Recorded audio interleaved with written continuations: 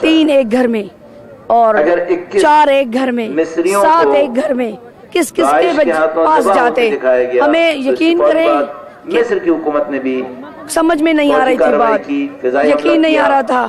اور یہ ایک دوسری بات یہ ہے کہ وہاں کوئی فیسلٹیز نہیں ہے، کوئی فیسلٹیز نہیں ہے کہ وہ انجرڈ کو کیسے لے، وہ آپ سب نے دیکھا ہوگا۔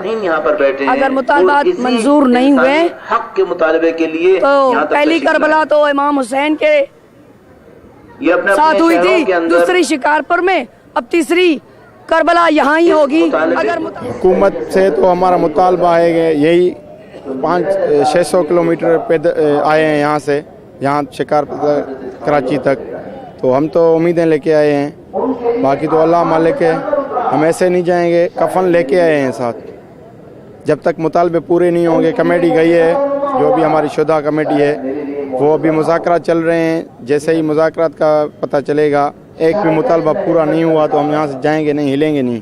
کیا بھی کرے وزیر اعلیٰ کرے، وزیر اعظم کچھ بھی کرے، ہم یہاں سے ہلیں گے نہیں۔ بسم اللہ الرحمن الرحیم۔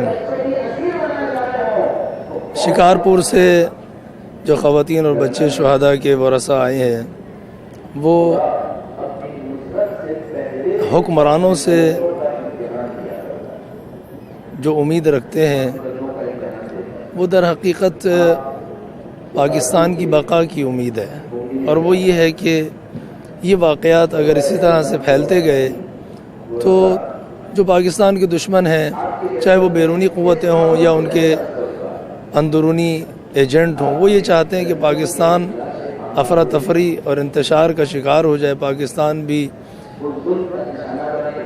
شام کی طرح، عراق کی طرح منتشر ہو جائے۔ ہمارے جو شہداء ہیں شکارپور کے، وہ تقریباً کوئی 62 یا 65 کے قریب جو ہیں، ان کی تمام خاندان کے ورثاء یہاں آئے ہیں، اور ان میں سے کچھ برجستہ افراد ورثاء کی کمیٹی کے طور پر اس وقت گورنمنٹ سے مذاکرات بھی کر رہے ہیں، اور ہمارا ہدف جو ہے وہ فقط تنہا شکارپور نہیں ہے، ہمارا ہدف پاکستان کی بقا ہے۔